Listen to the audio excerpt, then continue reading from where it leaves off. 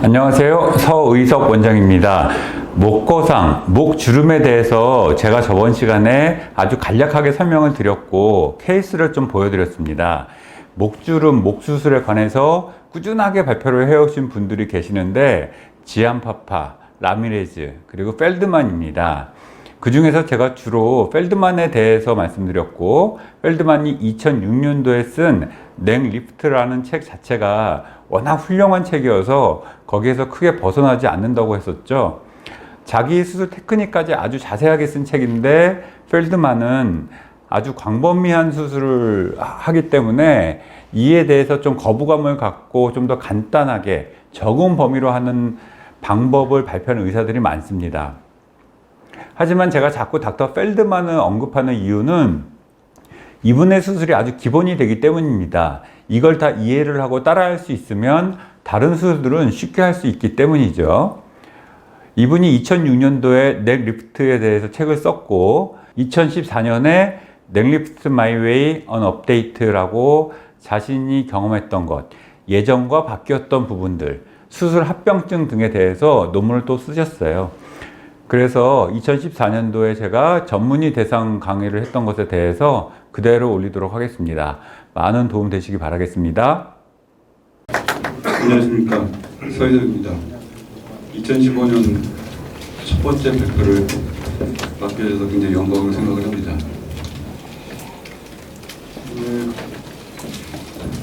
오늘 제가 발표하는 것은 여러분들이 다 아시는 펠드만이 2006년도에 그 넥리프트 책을 쓰고 그다음 발표를 퍼블리시된 게 없다가 2014년도에 본인의 어떤 술기에 대해서 변화를 설명한 것을 논문을 냈죠. PRS에. 펠드만의 나이가 지금 70대 중반 정도로 지금 알고 있거든요. 그런데 아직도 이런 활동하고 있습니다. 펠드만이 처음에 그 콜셋 플라스티를 발표한 게 1988년도에 그 발표가 아니에요. 에이세릭 서저리 그 애니얼 미팅에서 처음에 소개를 했고, 그 다음에 이제 90년도에 PRS에 치렀죠. 그리고 92년도에도 보냈고, 그 다음에 쭉 본인 나름대로의 술기를 집약을 해서 2006년도에 넥리프트라는 책을 썼습니다. 굉장히 방대한 책을 썼죠. 그 책이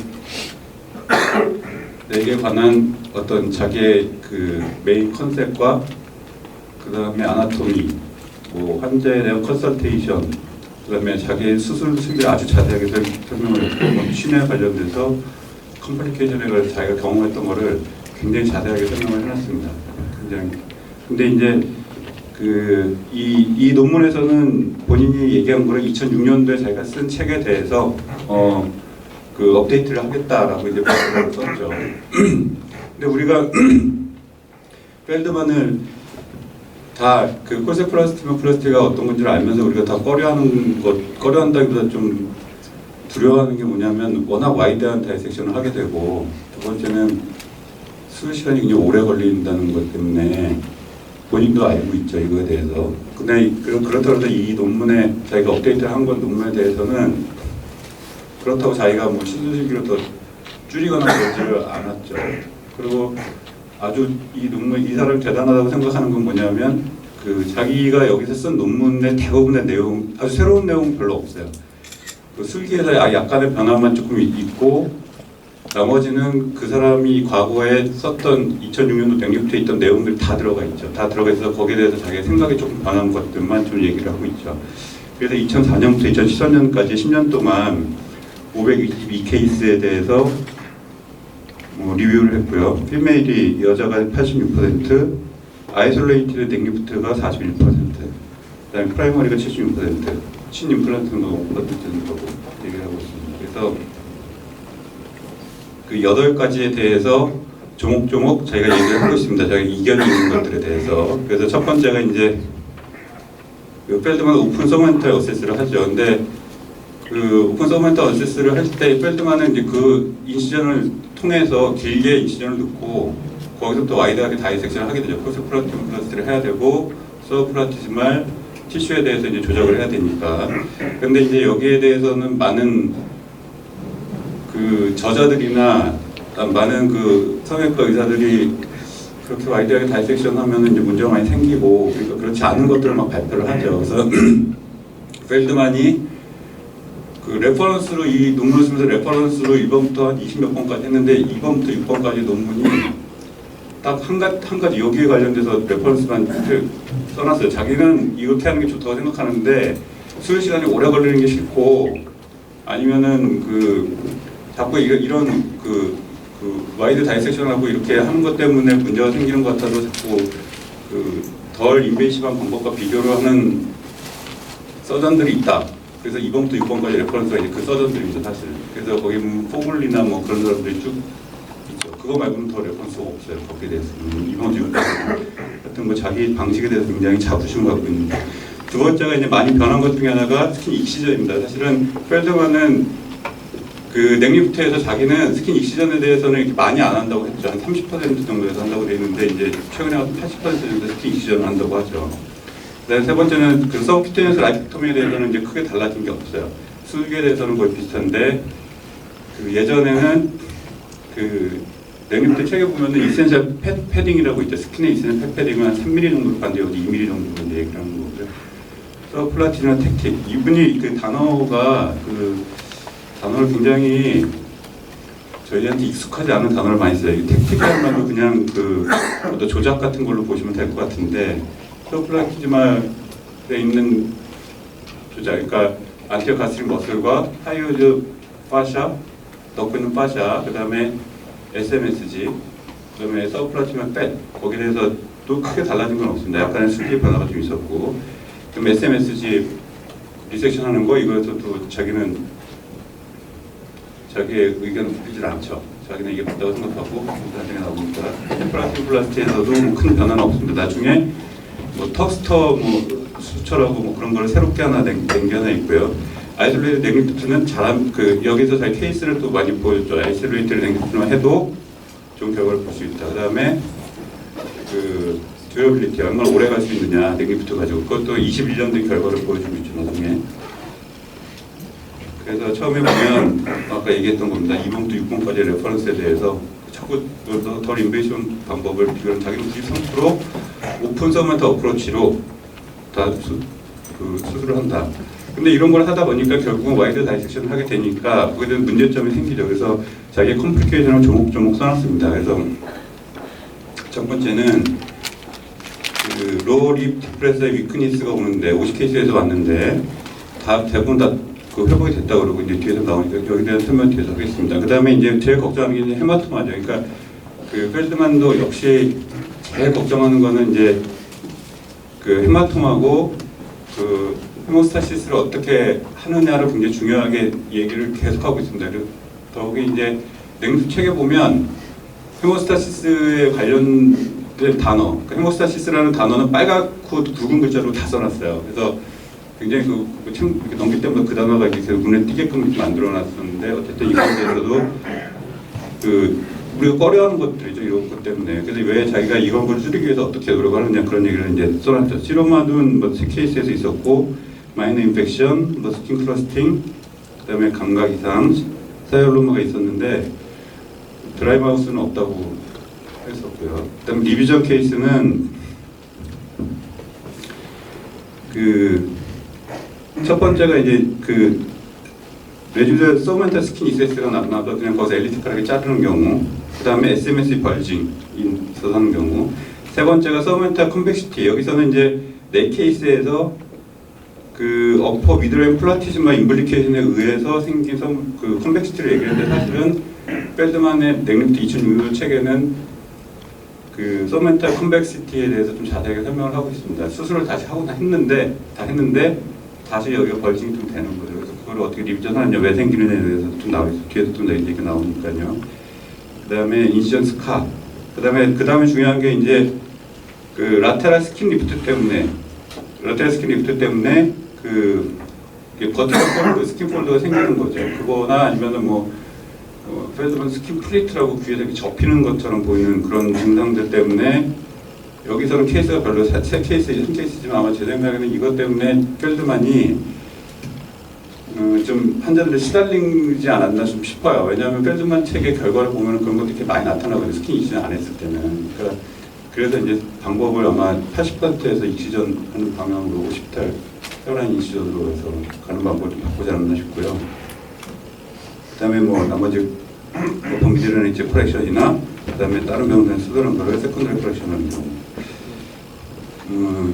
그 서머터 어세스에서 어쨌든 와이드 아이섹션 하니까 블리딩에 대해서 어떻게 컨트롤하느냐를 굉장히 중요시하고 있죠. 근데 여기 얘기는 사실은 옛날에 그 예전 책에서 나왔던 겁니다. 그냥 다 강조한 건데요. 그래도 항상 수술 끝나기 10분에서 20분 전, 그러니까 클로즈하기 10분에서 20분 전에 에페드린을 조금씩 줘가지고 그 BP를 좀 올린답니다. 그러니까 여기서는 150까지 올려가지고 다 컨트롤하고 나온다고 있고요. 두 번째는 펠드만은 거의 일렉트로 커터리를 사용해서 수술을 하죠. 그러니까 그 스킨 다이섹션에서 스킨 밑에서 디페팅 할 때만 빼고 그때는 시저로 하고요. 좌울에 있는 팻도 펠드만은 다 그 시저로 디페팅을 합니다. 아이펙토미를 하죠. 석션 같은 거 거의 잘 안 하고요. 근데 그 외에 이제 서브큐테니어스 스킨 플랩 엘리베이션 말고 팻을 자른다든지 서브큐테니어스 서저리는 다 모두 다 이제 일렉트로 커터리를 사용을 합니다. 그 기구도 굉장히 길게 여러 가지를 사용을 하고요. 세 번째는 여기 보면 이게 오탄지 아니면 뭐 이걸 진짜 이렇게 쓴 건 이 얘기는 옛날에는 없었는데 에피네프린을 1대 400만을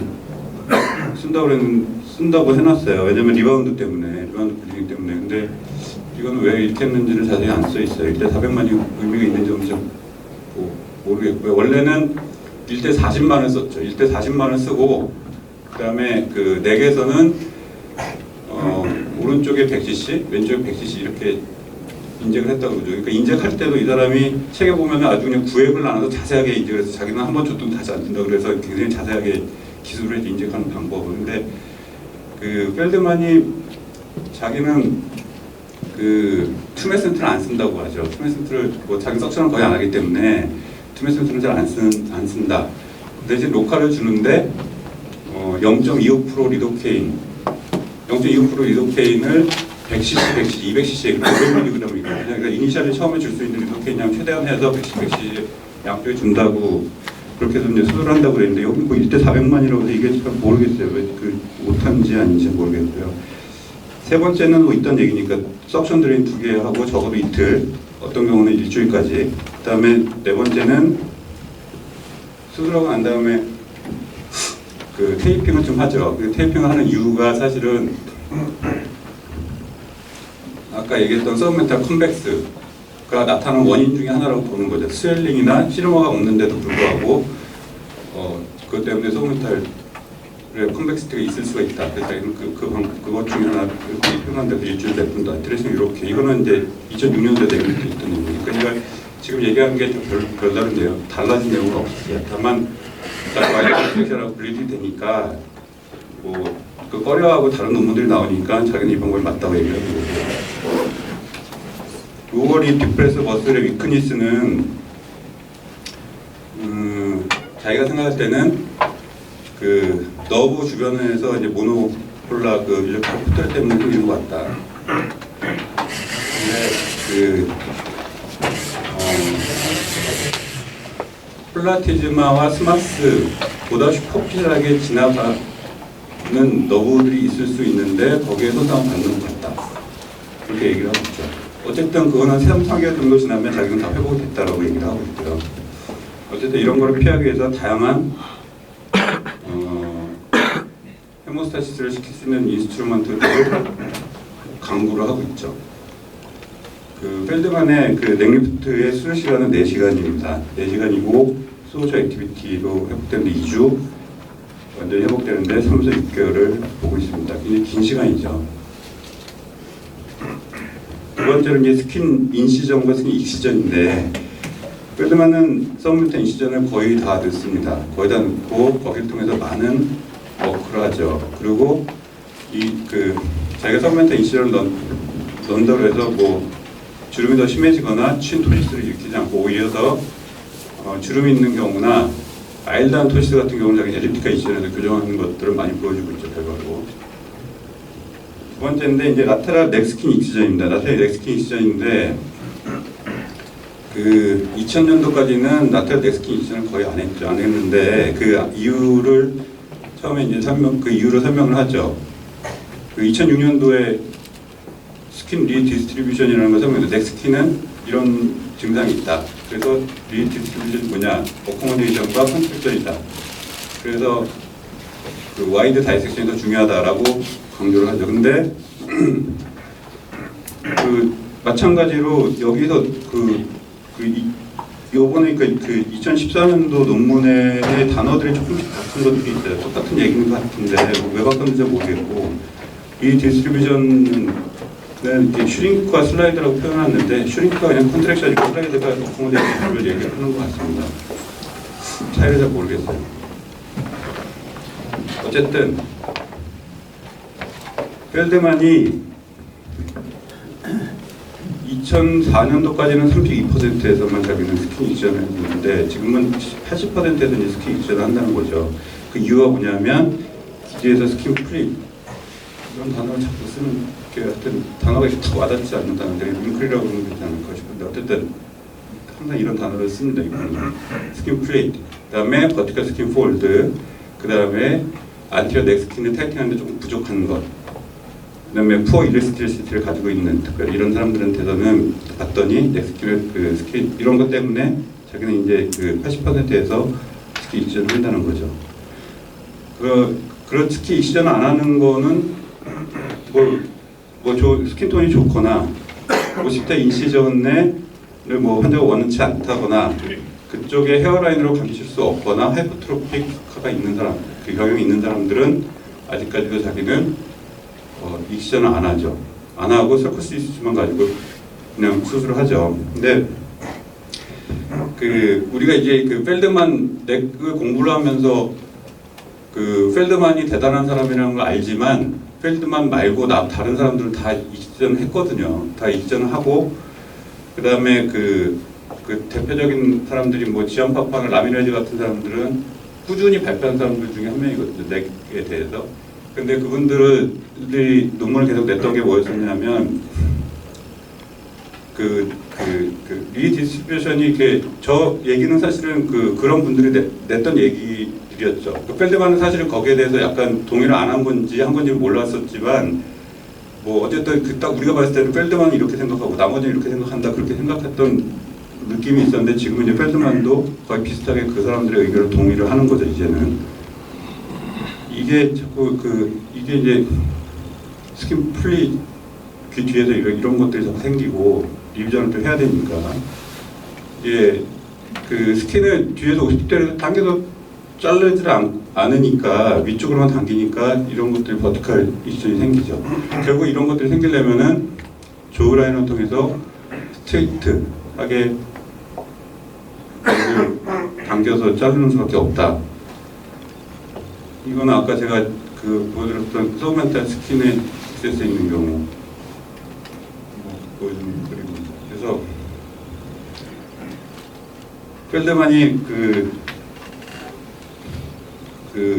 펠드만 인시전을 여기서는 지금 포스트럴 오리큘러 인시전 이렇게 하나만 설명을 했는데 사실은 펠드만의 인시전은 굉장히 여러 가지가 있습니다. 여러 가지를 보여주고 있죠. 그 여러 가지가 보면은 이 스코스 인시전만 가지고도 이렇게만 가지고도 아니면 여기까지 서멘탈만 가지고도 리어로브 베이스만 가지고 그 다음에 이쪽 힌지를 넣어서 그 다음에 이 논문에서 포스트럴 오리큘러 인시전이라고 설명하는 오시피탈 헤어 엣지 인시전을 설명을 하고 있죠. 요즘 80% 이걸 쓴다는 거죠 지금은 스킨 인시전을 하면서. 어쨌든 포스트 오리큘러 인시전이라고 얘기를 하지만 어쨌든 이거를 하기 위해선 이거 자체가 귀 뒤에서 스카를 숨길 수 있고 그 다음에 지금 이거는 어떻게 이 포스트 오리큘러 인시전은 실커스 인시전하고 아까 마지막에 보여줬던 오시피탈 헤어라인 엣지 인시전이라고 생각을 하시면 됩니다. 그렇게 해야지 스카를 좀 더 숨기면서 버티컬로만 당기는 데 나타나는 부자연스러움을 없앨 수가 있고 그 다음에 꽉 잠그지를 않으니까 거기서 이제 블러드 플레이가 좋아진다는 거죠. 그 다음에 펠드만도 마찬가지로 스쿼트 쪽에서는 또 스킨을 지정하지 않는다고 다들 안 하시겠지만 펠드만이 이제 그 50달 쪽에서 어디서 이제 꺾어지느냐는 헬릭스 헤어라인 터치포인트 2006년도에 나온 이렇게 된 거는 다 2006년도에 냉립 때 나온 겁니다. 여기 자세하게 설명이 안 돼 있어서 사람마다 그 위치가 다 다르다는 얘기고요.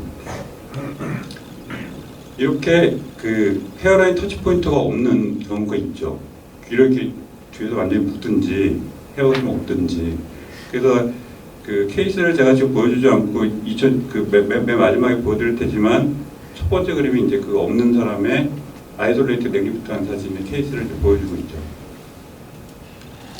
어쨌든 지금 이 논문에서 포스트로 오리큘라 인시전이라는 거 얘기를 하는 거는 이 50대 헤어 엣지 인시전을 말하는 겁니다. 스킨 인시전을 위해서. 이게 이제 헤어 터치 포인트죠. 헬릭스 헤어라인 터치 포인트. 똑같습니다. 요번에 나온 논문에 나온 그림인데 그 이전 거랑 다른 게 하나도 없어요. 6cm고요. 90도고요. 그 조라인과 스트레이트 백워드로 가고요. 인시전 자체가 이쪽으로 내려가기 때문에 이 헤어라인이 사이로 들어가게 되죠.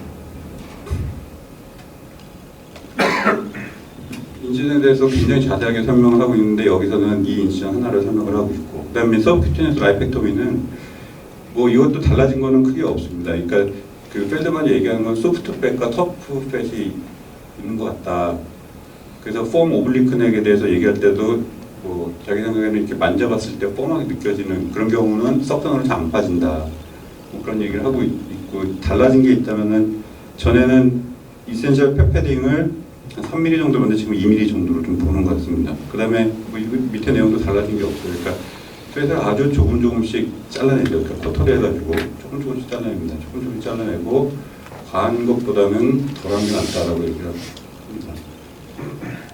서브플라티즈마에 대한 술기는 그 서브플라티즘 술기는 네 가지를 얘기를 하죠. 그러니까 서브플라티즈마에 있는 팻하고 안테리어 다이가스틴 머슬, 하이오드에 싸고 있는 파샤의 릴리즈, 그 다음에 SMSG 그 네 가지인데 이 팻에 대해서 이제 자꾸 이것저것 얘기들을 자꾸 많이 합니다. 그러니까 이제 많이 하는 게 아니고 단어가 자꾸 혼동되는데 처음에 인터플라티즘 팻이라는 거를 얘기를 했죠. 사람들이 이제 플라티즘 팻이라고 자꾸 얘기하니까 자기 생각에는 인터플라티즘 팻이라는 게 좀 말이 안 된다. 왜냐하면 플라티즘 사이에 있는 게 인터플라티즘의 그런 팻이라고 느껴지는데 이게 크로스되어 있는 사람들이 인터플라티즘가 없을 거 아니냐. 그래서 자기는 미드라인 서브 플라티즘 팻이라고 말하는 게 맞다라고 2006년도에 그렇게 설명을 하는데, 여기서는 또 그 이번 논문에서는 이 어퍼 쪽에 있는 리틀 약간에 있는 그 팻을 또 인트라 플라티넘 팻이라고 설명을 합니다. 이거 서브 플라티넘 팻을 얘기하는 거고요.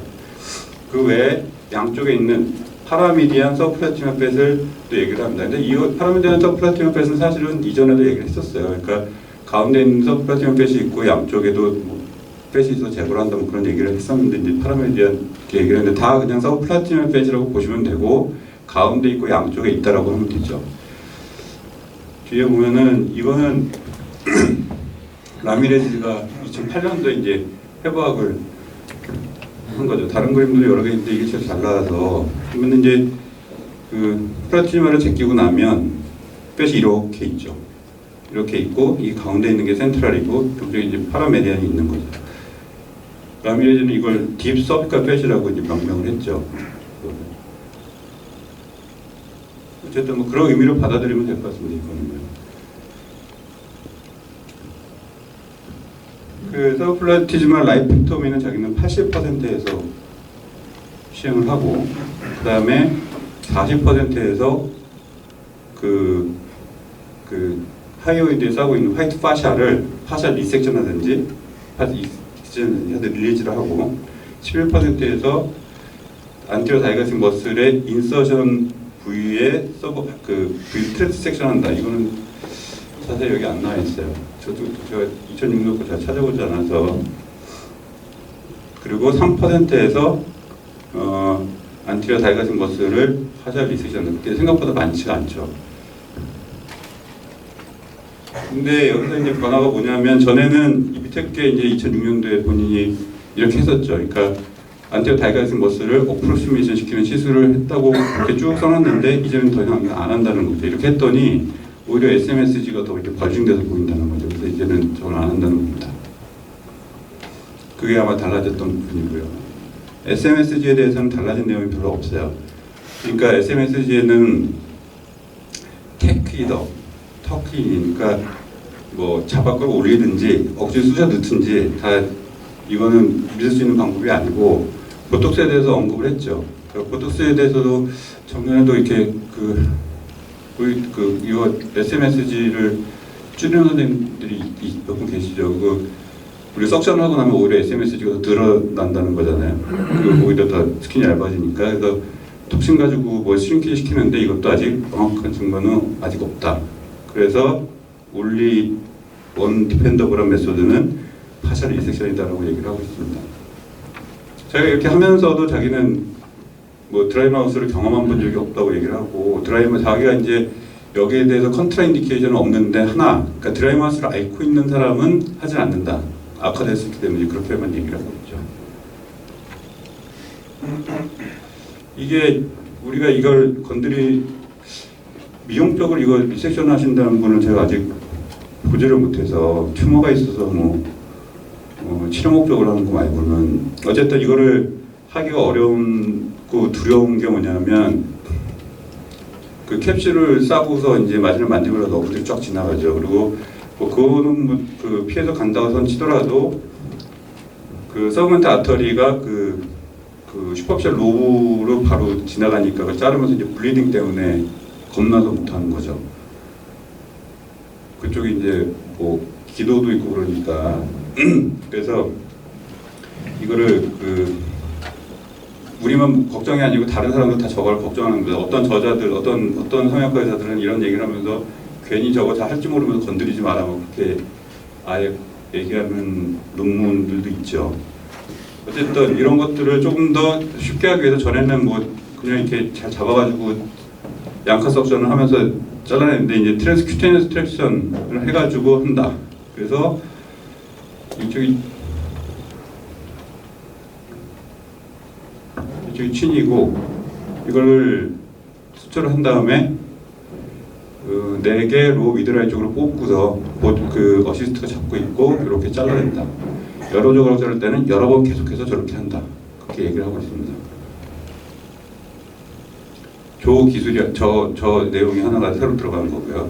코세 플라스마 플라스티에 대해서는 이 사람이 처음에 어떤 그 목적에 대해서는 달라진 게 없는 것 같습니다. 그러니까 미드레인 디프레션을 피하고 사이클포트리 오버익스포저를 피하고 그 다음에 파라미디엄 플라스마 밴드를 재발하지 않게 제거하는 게 목적이죠. 이 수술을 하면서 플라티즈마는 결코 자기는 트랜스액티드 하지 않는다. 그리고 메디얼 머슬 엣지 그 밴드를 잘라낸다는 논문들도 있거든요. 메디얼 밴드를 이렇게 잘라낸다는 논문인데 자기는 결코 리섹하지 않는다. 왜냐하면 그거를 하게 되면 더 모을 수 있는 더 위크니스가 온다는 거죠. 미드라인 조인을 할 때 자기는 절대 잘라내지 않는다고 얘기를 합니다.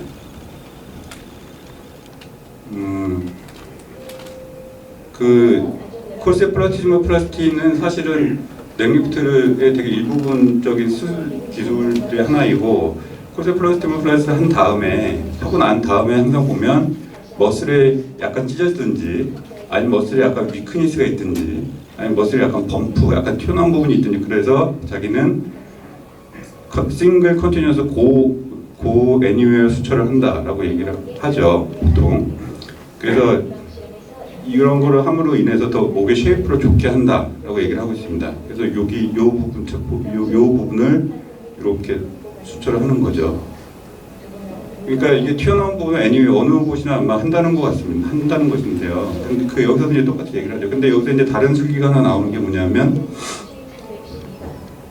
그 서브 만디블라 컨투어 수처를 하나 하는데 그 턱스터스 수처라고 본인이 명명을 했죠. 근데 이 턱스터라는 게 단어 뭔 뜻인지 모르겠어요. 그러니까 턱 그냥 이렇게 모은다는 건데 이 스터스가 뭔지 잘 모르겠더라고요. 어쨌든 이게 어떤 거냐면 이렇게 하는 거죠. 일로 쭉 가서 오는 겁니다. 그래서 그 가서 이렇게 얽혀서 이렇게 와서 이렇게 머슬을 이렇게 접는 거죠. 그래가지고 이렇게 접혀가지고 그 모양도 좋게 하기 위해서. 예전에도 근데 2006년도에 링크 때도 그 얘기가 있긴 있었어요. 그거 얘기는 뭐냐면 지안파파의 모습을 보고서 자기도 이 수출을 한다. 이렇게. 근데 이게 바뀐 거죠. 바뀌었는데 내용도 좀 바뀌었습니다. 전에는 자기가 이 수출을 한 이유가 뭐냐면 이 버스 범프를 이렇게 톡 하는 거 하나랑 그 다음에 그 토티카솜 만디블라 살리브레 그랜드를 좀 리테이닝 하려는 목적으로 자기가 했었는데 지금은 이제 이 SMSG를 그 살리브레 그랜드를 그 목적으로 하는 게 아니다라고 이제 얘기를 하죠. 그 목적은 자기를 그 리섹션을 해야지 뭐 이걸로 교정되는 거 아니다 그렇게 얘기를 합니다. 다만 뭐 다 수술하고 다 잘라내고 이제 막 하는데 뭐 약간 나았다든지 그런 거를 교정한다고 이제 받아들이면 될 것 같습니다. 어쨌든 이건 지안파파가 이렇게 했기 때문에 이거를 자기를 한다. 이게 미드라인을 넘어가지고 지안파파가 하는 게 미드라인 넘어서 양쪽으로 당기는 거였죠. 이거는 라미레즈를 제가 본떴다고 얘기를 합니다. 라미레즈는 이렇게 엮어가지고 미드라인을 서로 가로질러서 다시 당기는 방법인데 자기는 미드라인은 넘어가지 않는다라고 얘기를 합니다. 밑에 보면은 벌징한 살리버리 그랜드를 홀딩하기 위해서 이걸 하는 게 아니다라고 얘기를 하고 있죠. 어쨌든 그 방법이 새로 추가된 방법입니다. 그 다음에 뭐 이거는 뭐 있던 얘기니까 2제로 PDOC를 쓰고 퍼머넌트 수천을 사용하지 않는다. 그게 뭐 엉뚱한 이펙트가 있다고 생각하지 않으니까 우리 만져지기만 하고 어쨌든 마지막에 했을 때 이런 모양이 됩니다.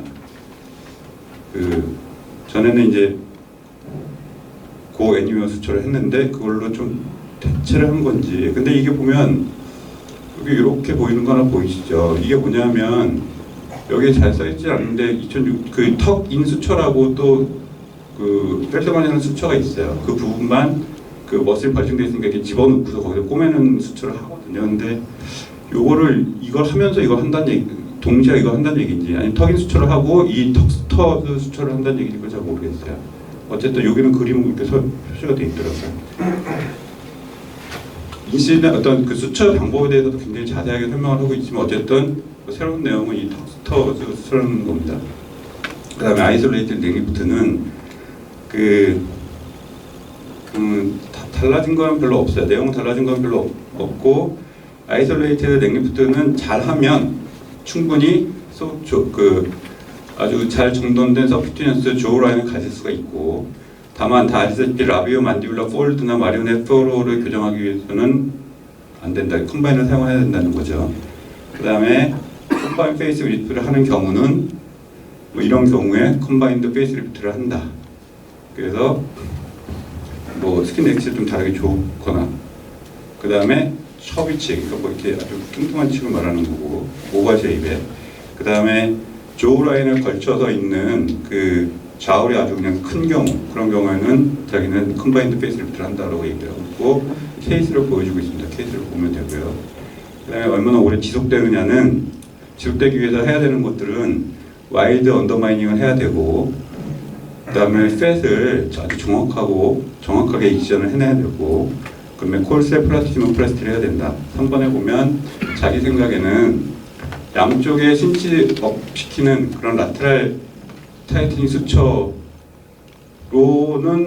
그 대부분의 환자들이 그 플라티즘화가 너무 얇은 일스트림 멤브레인이기 때문에 콜세 플라티즘 플라스티를 해야 된다라고 얘기를 하고 있고 그 다음에 그 서플라티즘할 티슈에 대해서 그 모디피케이션이 좀 있어야지 수술할 수가 있다.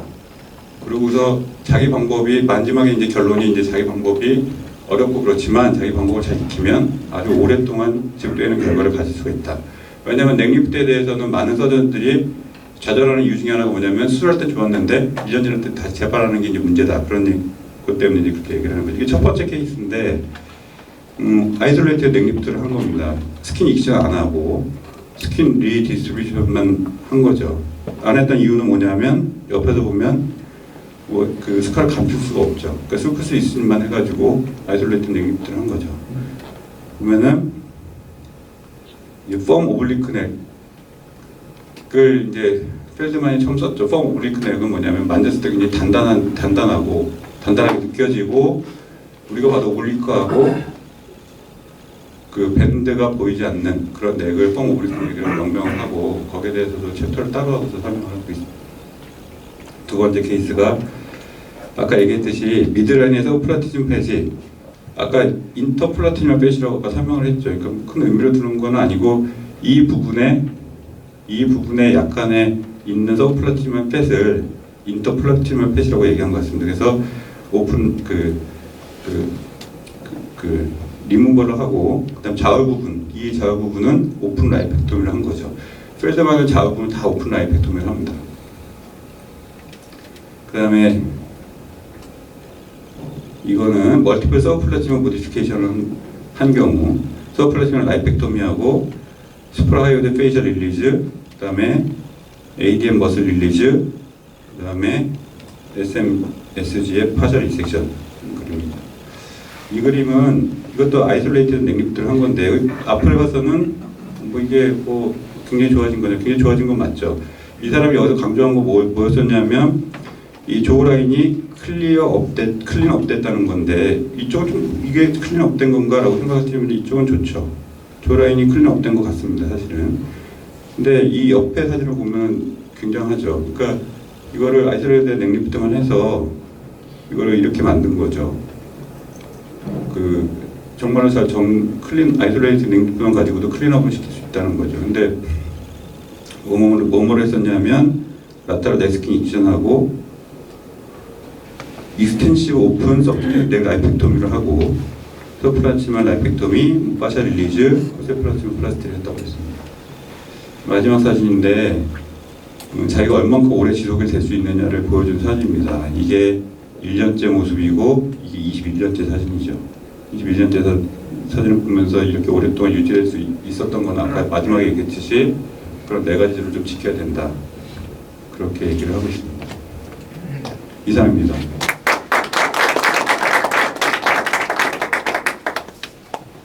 질문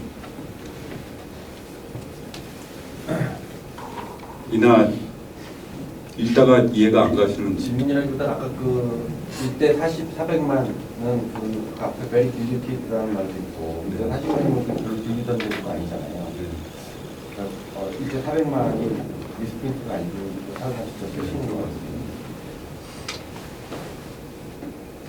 1대 40만, 또 1대 10만, 우리가 또 1대 10만 아니면 1대 40만 그렇게 했어요. 저도 그 페이스리프트 할 때 한 1대 한 200만에서 300만, 400만 정도 하든지 아니면 아예 이렇게 안 쓰고 그 400만 왜 그 이펙트가 있으려고 쓰는 겁니까? 400만. 1대 100만 정도까지는 이펙트가 있기가 제가 봤을 때 400만은 저 써본 적은 없어서 말씀 못 드리겠는데 어쨌든 리바운드를 줄이기 위해서 저렇게 아주 분석해서 쓰신다는 개념입니다. 시야는 좋아지고 물이 들어가면 훨씬 더 크게 도 보이고 안전하고 하니까. 그 이번 논문이나 책이 단어가 제가 영어를 못하지만 하여튼 사전을 굉장히 찾아가면서 봐야 돼. 이렇게 보다 보면 이제 그 다 똑같은 단어를 계속 쓰긴 하시는데 그 별표 없는 단어들 있잖아요. 그런 걸 써요.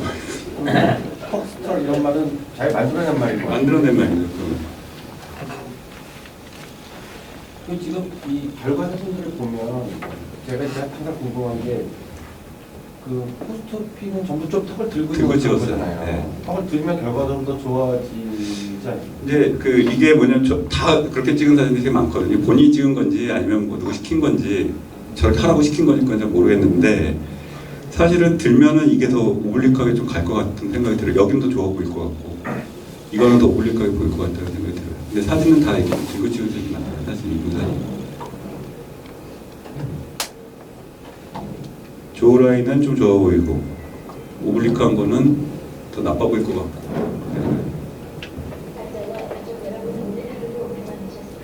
그 너프 데미지가 1.7% 정도 되죠. 적은 숫자가 아니거든요. 4개월 이상 되는 경우도 꽤 많았다는 거죠. 보호막회 그 세션이 있긴 한데 4개월 이상 되는 건 상당히 오래 하거든요. 4개월 이상서부터는. 어떤 프로시저 상에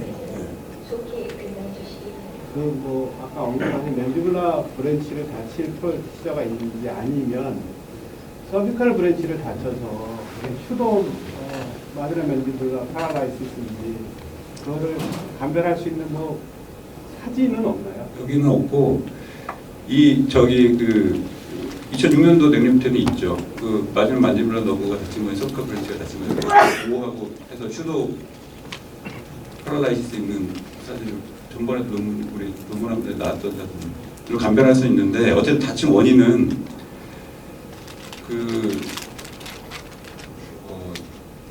이분이 해부학을 굉장히 자세하게 써놓긴 했는데 그게 또 다른 것도 있죠. 마지막 만디블라 너브가 사실은 한 개만 있는 경우인데 대부분 2개, 아니면 3개 이제 그렇게 지나가죠. 그다음에 이분이 지금 그거는 사실 프라티어 밑으로 지나가잖아요. 그러니까 이분이 워크업을 하는 거는 사실은 위쪽에서 하는 건데 그거를 사실은 그러니까 그거를 굳이 저걸 다칠 이유가 있느냐 저도 이제 그렇게 생각을 하는데 이분이 그 썸에다 인슐린 와이드하게 놓고서 다시 많이 하지 않습니까?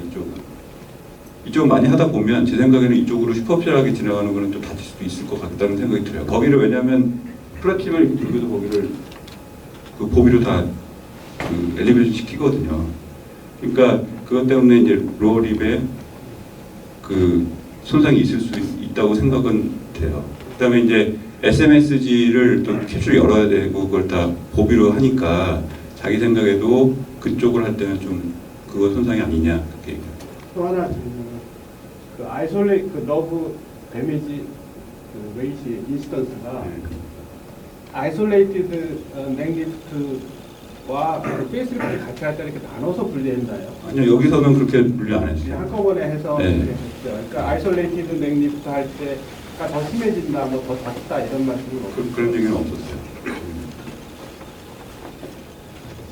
그 너브 데미지가 바이레터럴하게 왔던가 뭐 유니럴하게 왔던가 이거에 대한 것도 그냥 네, 거기에 대한 것도 없고요. 그냥 뭉뚱그려서 네.